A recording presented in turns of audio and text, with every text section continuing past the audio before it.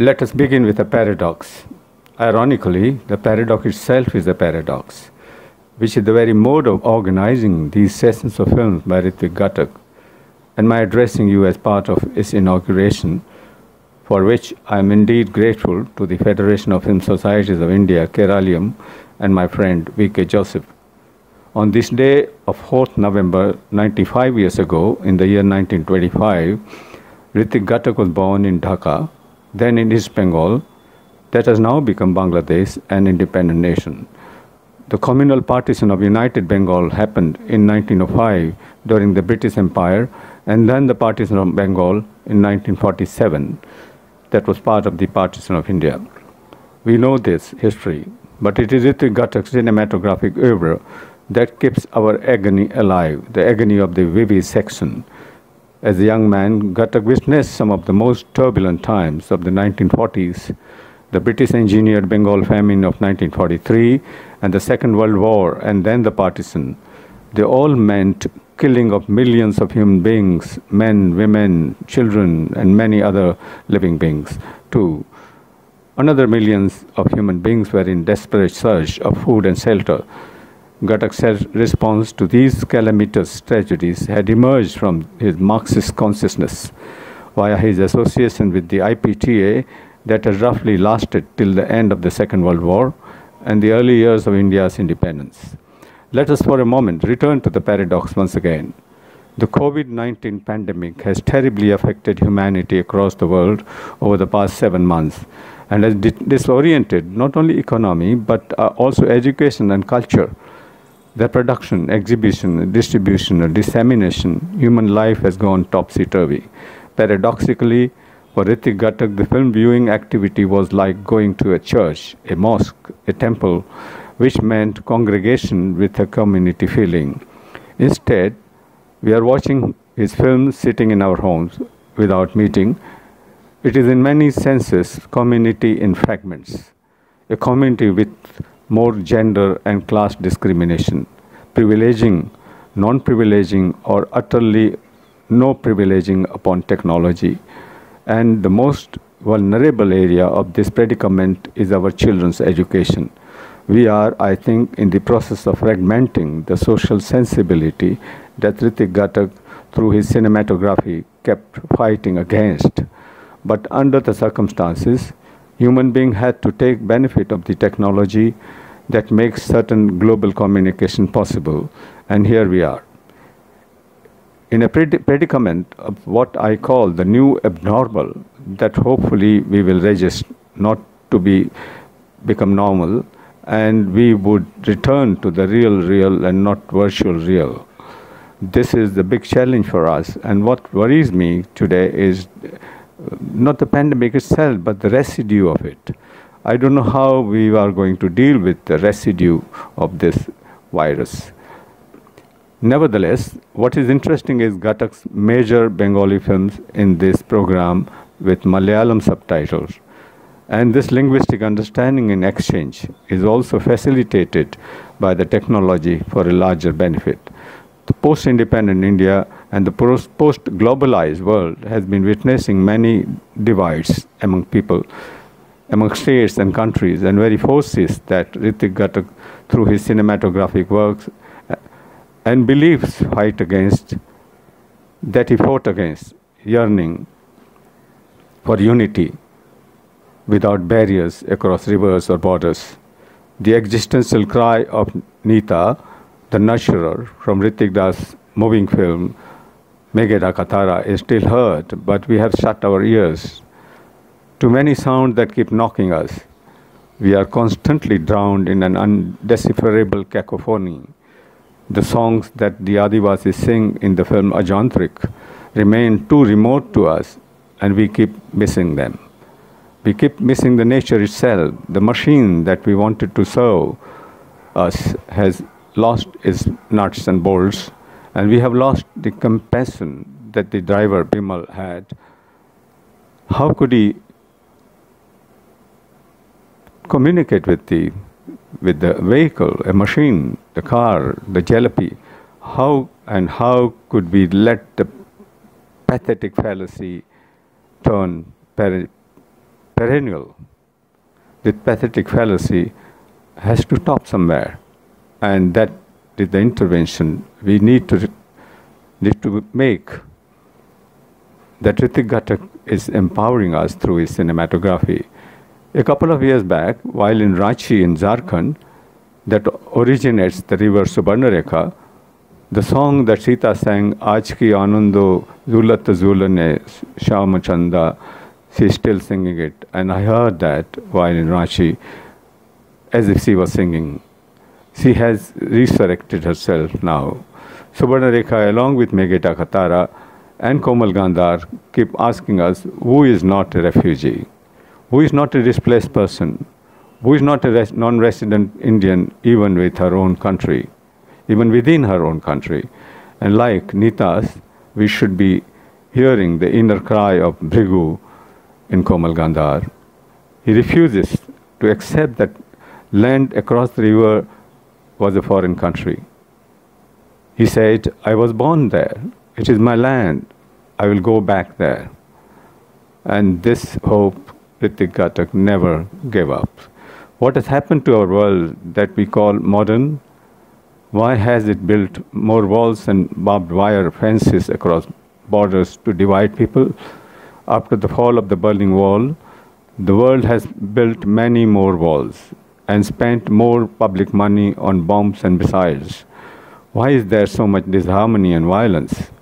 Why there are so many false miasmatic ghosts dancing around with no jukti, no tako, or no gapo? You cannot question these ghosts as if state-sponsored legal sanctity is protecting them. In constructing the narratives of his films, and all his major films are part of this festival's program, through myths and archetypes that keep denying any more segregation, any more division. In his cinematography, he creates a subterranean symphony of Marxian with Upanishadic and Jungian ethos to arrive at his own uninhibited melodramatic form. The two films that become emblematic in this context are Meghe Da Katara and Subarnarekha. Nita of Meghe Da Katara is a manifestation of Jagdatri, the universal giver and sustainer, and Uma, the gender form of Kali or Durga, the mother goddess. Towards the end of the film, Ghatak seems to be inventing the traditional Hindu myth where Lord Shiva and goddess Uma or Parvati share a joyous reunion in the Himalayas to emphasize the tragedy of Nita's impending death.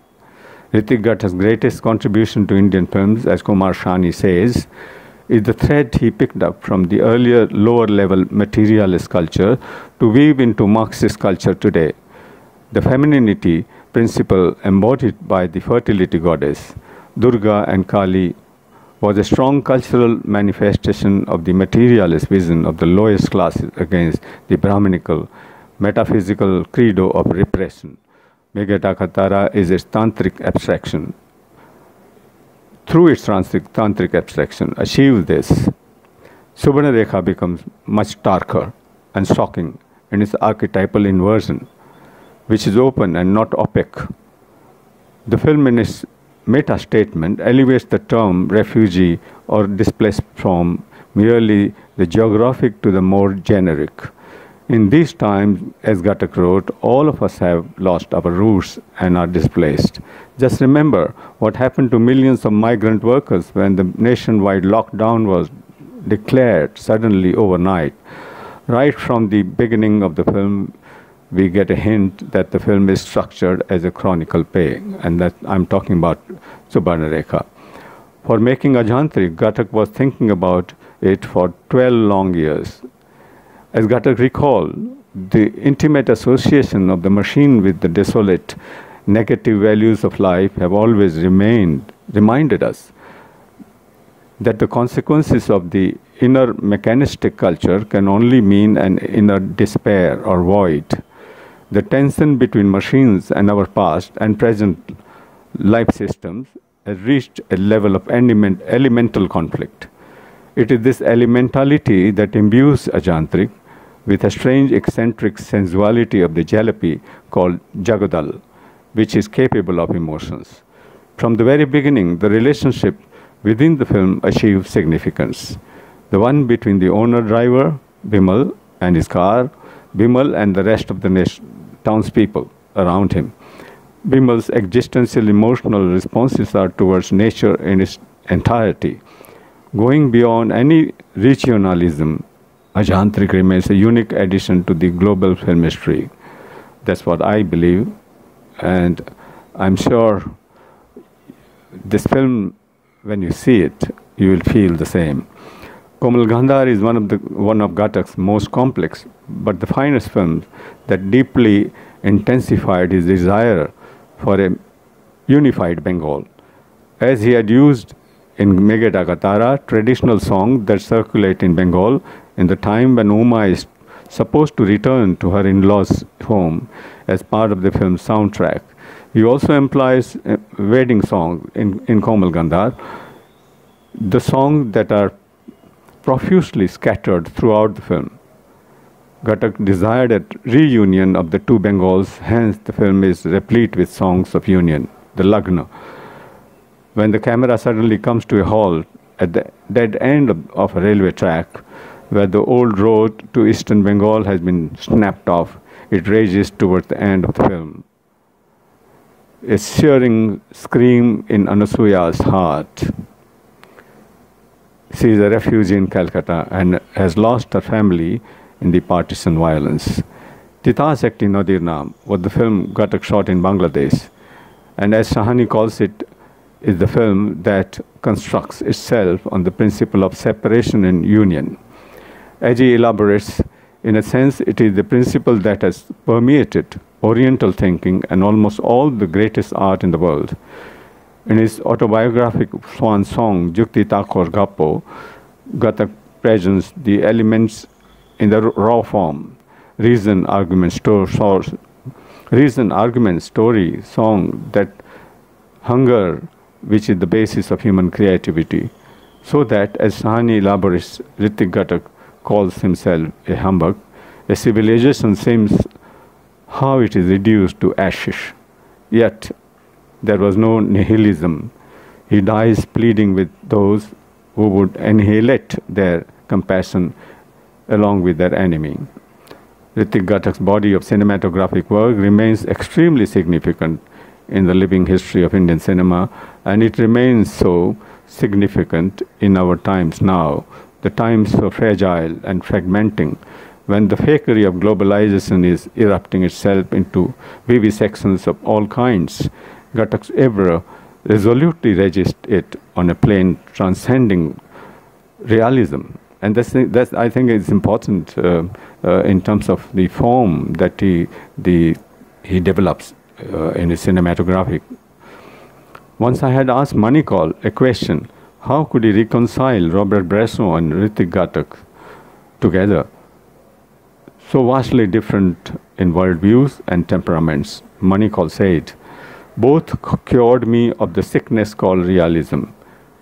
It is so significant that Federation of Film Societies of India, Kerala, could think of presenting these sessions of Hrithik Ghatak films daily with introductions by film scholars and thinkers. I really feel honored and privileged to inaugurate them today before the screening of the Ghatak's masterpiece, Meghe Katara. This will also make us think that how technology, which gives us a possibility of say, non-linear narrative, we haven't yet explored. It's very interesting to see the contradictions between, say, the Avid editing machine or the editing machine, other platforms that we have, give us absolute possibility of randomness, of making non-linear narrative more and more possible. But on the contrary, the world is making more linear, straightforward films, as if spoon-feeding us the challenges that Ritik Ghatak's time, particularly 1960s, are accepted in terms of inventing new forms and new ideas. I think that 60s or the earlier age has to dawn upon us in a Renaissance manner. I wish you all the best, and I'm sure these sessions of Ritik Ghatak films will make us think more. They will ignite us in our thinking. Thank you so much.